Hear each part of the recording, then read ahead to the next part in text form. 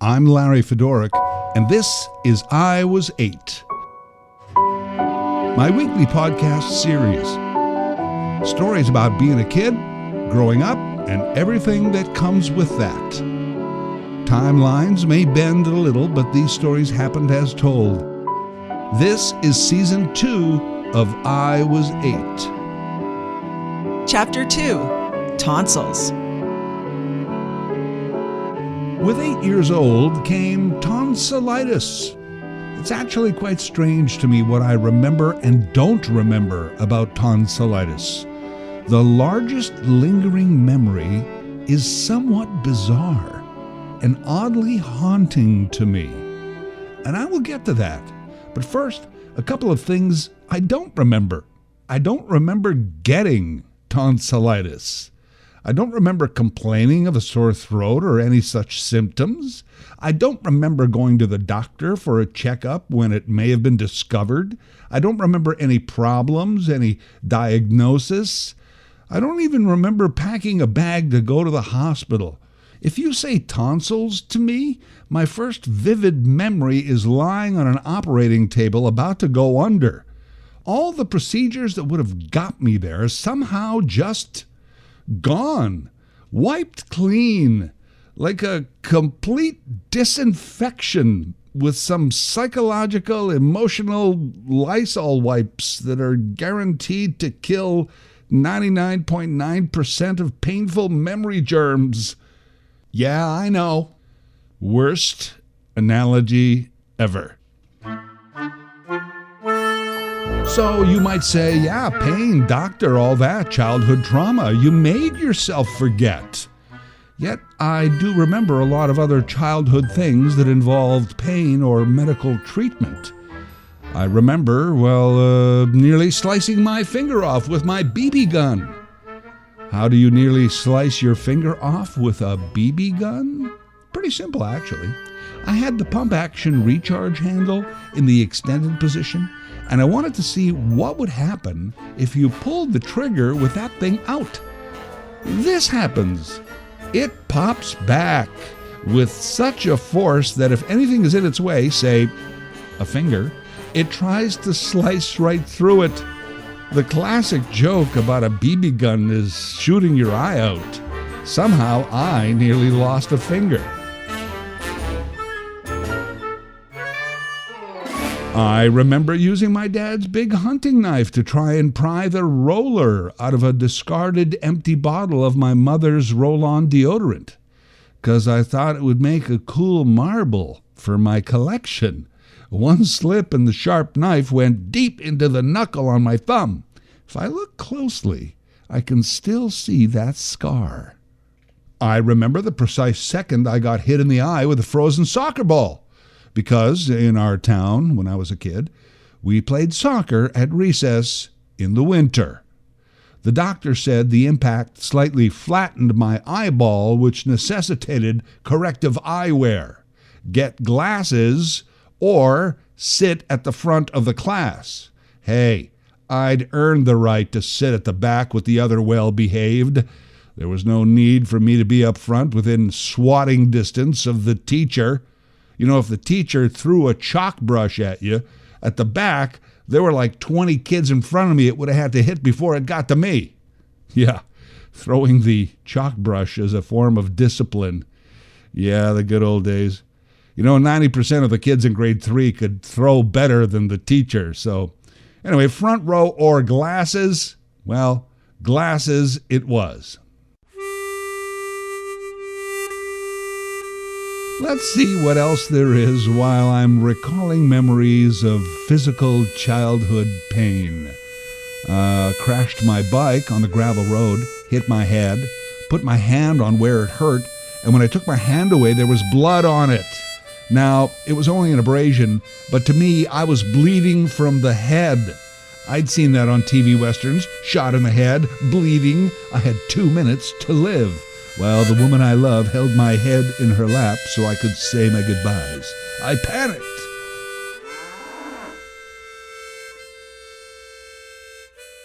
Let me see. Oh, yeah, after running through the sprinkler for an hour one day, a bee flew under my gym shorts. I got hit in the crotch by a baseball, stepped on a nail in the garage, fell down the stairs a couple of times, just the last 5 or 6 steps. Oh, yeah, and one day knocked the wind out of myself trying to pole vault over my wagon using the kitchen broom. Of course, you've already heard the story of me biting my tongue off after falling on the ice trying to skate. I think that's about it. It was always something stupid. You know, my friend Rolly Messner jumped off his family's garage trying to use an umbrella as a parachute, and he broke his arm. He wore a cast to school for like 2 months. Nothing cool like that ever happened to me. So you see, I do remember many painful particulars. And one would think I would remember surgery in a hospital, but really not, save for a couple of things.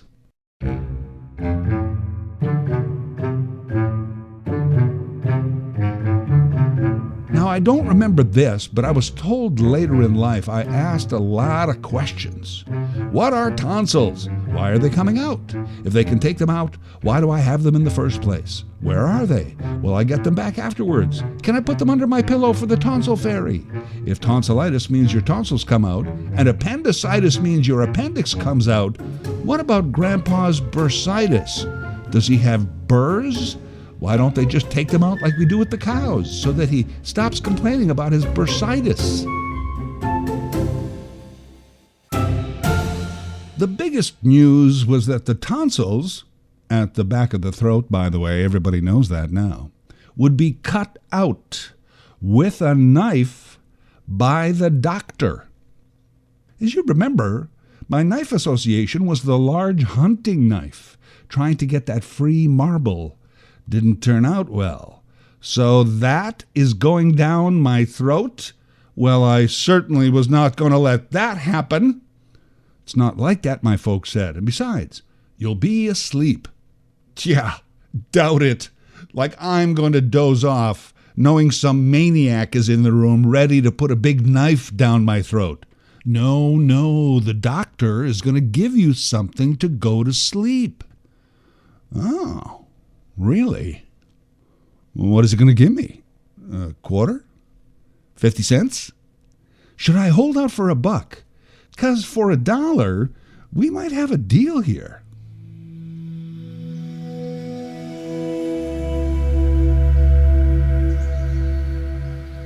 The sleep. That's the big memory. More precisely, the anesthetic of the day. Ether. It's really where the memory of tonsillitis cuts in. Pardon the expression. Ether. I remember when it was time, lying flat on my back in the sterile operating room. I remember the doctor and the nurse, and the big brown bottle that came out, and how carefully the nurse tipped it onto the square patch of cloth. They would place the cloth gently over my nose and mouth, and tell me to breathe slowly and deeply.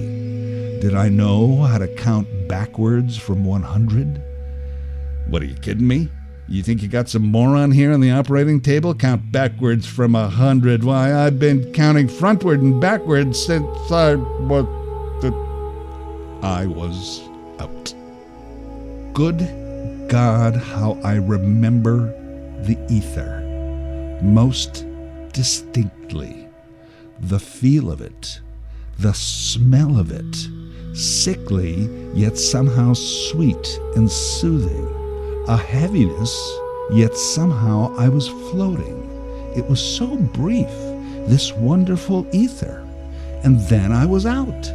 The next thing I remember is waking up in a hospital room with a sore throat, and eventually, ice cream. What kid doesn't remember the ice cream? It was good, but wow. Ether.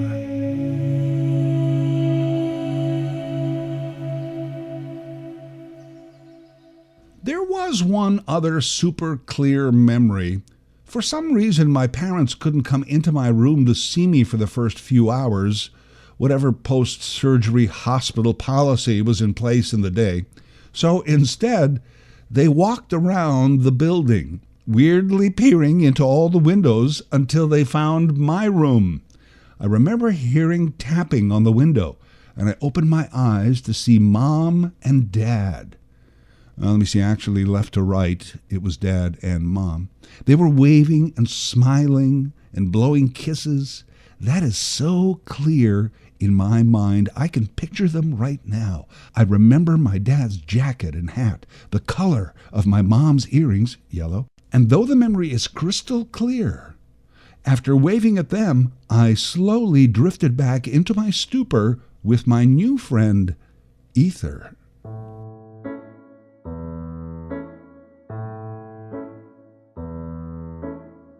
The ether permeated my being to this day. I've never had ether again, have never smelled it, but I don't need to. I just need to say it, or think it, or see the word in print to remember it as if I was 8 and that wonderful cloth was coming toward my face. Occasionally, if I'm in a hospital, there is a smell that is reminiscent of it. I don't think it's ether, but it's almost as if I know ether is somewhere in the building.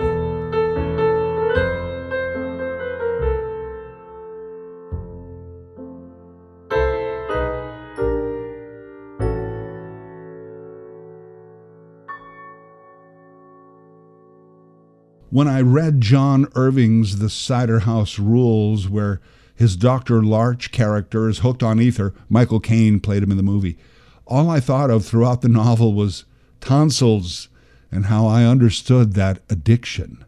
Who wouldn't want more ether? As I said, though, I've never had ether since, nor do I crave it, or in any way even want to do some ether recreationally. At worst, I sometimes wonder if I should have that experience again, at least once in my life, the smell and the sleep of ether. But then the thought goes away until the next time I see or hear the word ether.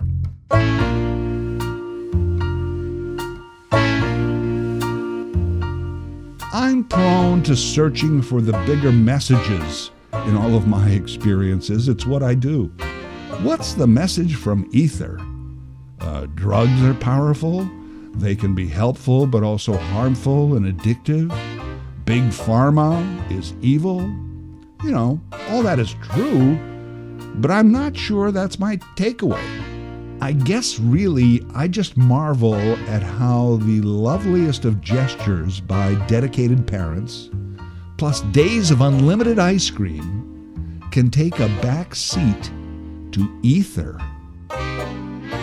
Of course, you know the other way we use the term ether.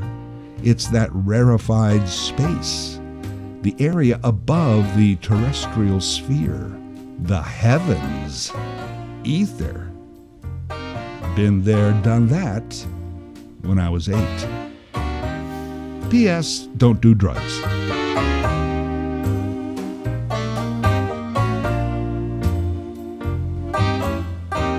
I Was 8 is a weekly series written, produced, and voiced by Larry Fedoruk. A new episode every Thursday. Share your stories with Larry, or if you like, share Larry's stories with a friend. This podcast is available on Apple Podcasts, Spotify, Google Podcasts, or wherever you get your podcasts. Larry Fedoruk, that's Fedoruk, can be reached at larryfedoruk37@gmail.com.